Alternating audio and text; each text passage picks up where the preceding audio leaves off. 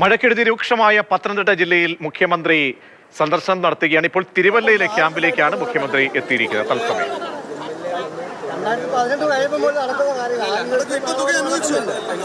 ഞങ്ങളുടെ വീട്ടിലെല്ലാ സാധനവും നഷ്ടപ്പെട്ടു പോയി. എത്ര നഷ്ടമാണെന്ന് അറിയാം. ഒന്ന് കണ്ടാലേ വീട്ടിന് മുക്കാൽ ഭാഗം വെള്ളത്തിൽ പഴയതല്ല, പുതിയ കഥയാ. ഈ ബഡ്ജറ്റിൽ മുഖ്യമന്ത്രി നമ്മുടെ അഭ്യർത്ഥന മാനിച്ച് നമുക്ക് പൈസ അനുവദിച്ചു. ഒരാളത്തോടെ പണി ഈ മഴ സീസൺ കഴിഞ്ഞ ഉടനെ ആരംഭിക്കുന്ന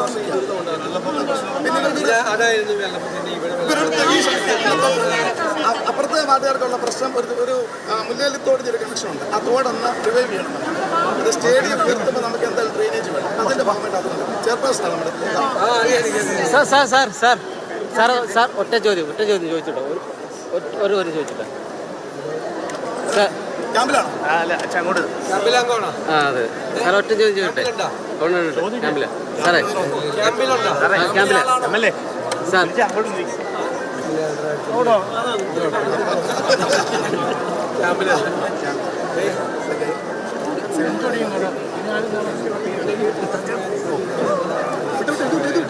സോറി കേട്ടോ.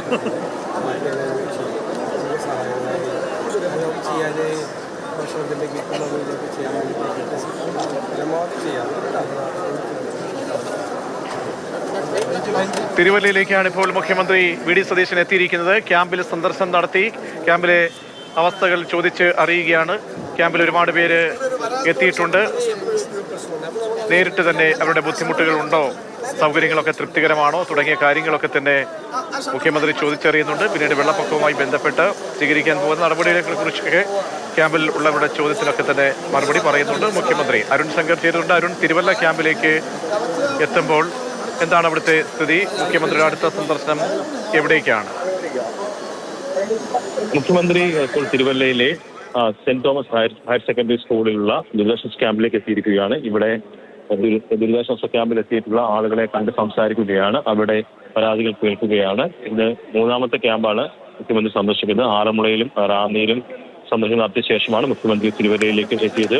ഈ പത്തനംതിട്ട ജില്ലയിൽ ഏറ്റവും കൂടുതൽ ദുരിതാശ്വാസ ക്യാമ്പുകൾ പ്രവർത്തിക്കുന്നത് തിരുവല്ല മേഖലയിലാണ്. ഏകദേശം 77ഓളം ക്യാമ്പുകളാണ് പ്രവർത്തിക്കുന്നത്. ഈ ക്യാമ്പിൽ നിലവിൽ ഈ സെന്റ് തോമസ് സ്കൂളിലെ ക്യാമ്പിൽ ഏകദേശം 200-ലധികം ആളുകൾ കഴിയുന്നുണ്ടെന്നുള്ളതാണ് അറിയിച്ചിരിക്കുന്നത്.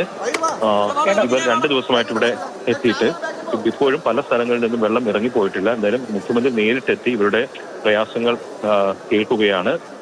റാന്നിയിൽ അല്ലെങ്കിൽ ആറന്മുളയൊക്കെ വെച്ചിട്ട് ആളുകളുടെ നിവേദനങ്ങളൊക്കെ മുഖ്യമന്ത്രി സ്വീകരിച്ചിരുന്നു. സമാനമായി ഇവിടെ വെച്ചും നിവേദനങ്ങൾ സ്വീകരിക്കുമെന്നാണ് പ്രതീക്ഷിക്കപ്പെടുന്നത്. ഇപ്പോൾ ഈ ദുരിതം അനുഭവിക്കുന്ന ആളുകളെ നേരിട്ട് കണ്ട് മുഖ്യമന്ത്രി സംസാരിക്കുകയാണ്.